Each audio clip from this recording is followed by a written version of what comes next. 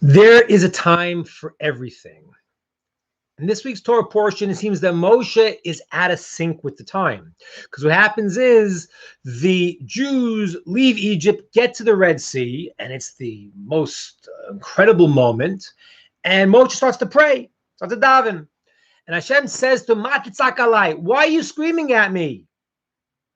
It's very strange. I mean, they left Egypt, they're at the Red Sea, and Moshe's praying. It seems to be the appropriate thing to do. Why is it the wrong thing to do? Because Hashem says, you got to go. You got to go into do what you got to do. So why was Moshe screaming? And why is Hashem saying to him, don't scream?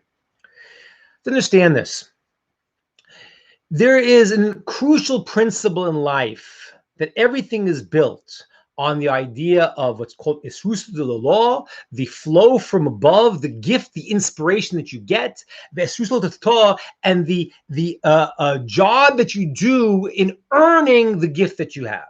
So you get a loan, and then you have to take that and turn that into something of value. If you don't, then you've wasted the gift you have, the inspiration you have. On the other hand, if you don't get the ability in the beginning, how does the process start? So everything in our lives is like that. There's a moment of inspiration, and you got to take that, and you have to now go and use it, and now make it yours. When the Jews left Egypt, it says they had no merits.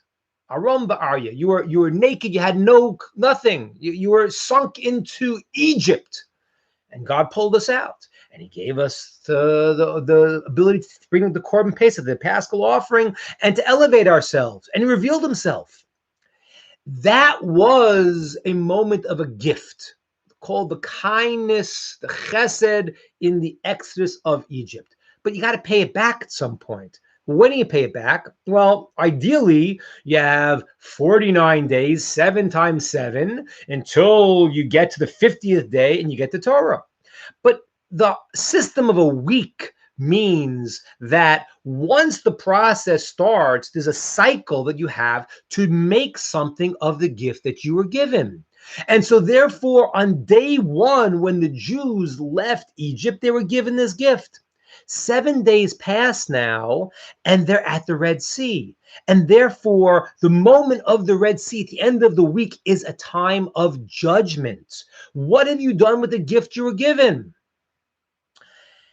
Well, that's a good question. What did they do? What could they do?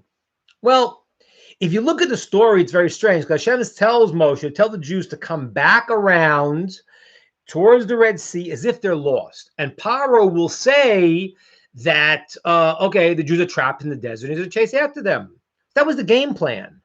So what happened? Why is Moshe screaming to God, help us, save us? Because the whole point was from the gift of seeing the redemption of Egypt, the payback that we had to produce was trust in Hashem. We didn't have the Torah yet. And so, behemnusa, going in the trust of God, was our payback.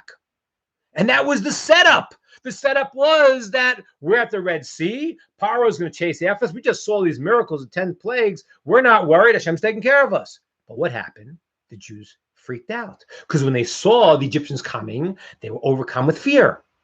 And the Targum, one of the commentaries, explains there were different camps. One said jump into the water. I don't know if he was saying jump in the water like it was a suicide mission. What's not so clear. Were they jumping in a positive way, negative way? It seems they just jump in the water. One said let's fight. One said let's go back to Egypt. And one said let's make a lot of noise and we'll scare them. At that moment, the Jews were stuck in judgment, and they had lost their great merit of trusting in Hashem. And that's what the commentaries say why Moshe was praying.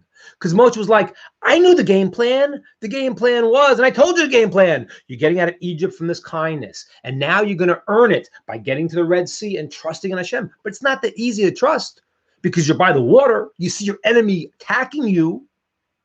And once they lost their earning ability, Moshe has to switch into the mode of prayer, saying they have no merits, but save them anyway.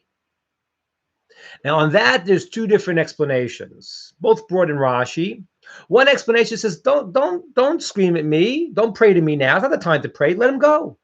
Meaning they could still earn their keep and still take the inspiration and transform it by walking to the Red Sea.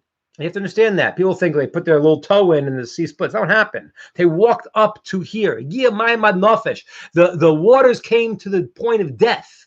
It was above their mouths, going to their noses, and that's when the Red Sea split. So the first answer is, no, it's not over. They could still merit it. They could still go and walk into the sea now. Don't pray Moshe now. Do. Let them show that they have taken the lesson and earned it.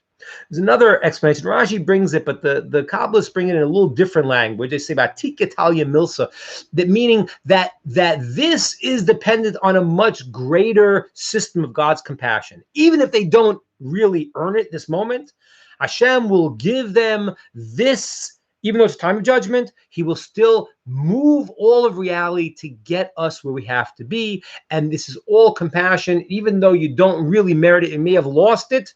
There are times where Hashem loads the system to eventually help us to get to where we have to go.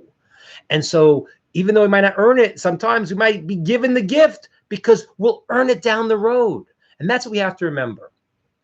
Whenever you have an inspiration, you have to go and translate it to become you. Otherwise, it's not you. Otherwise, you're a robot.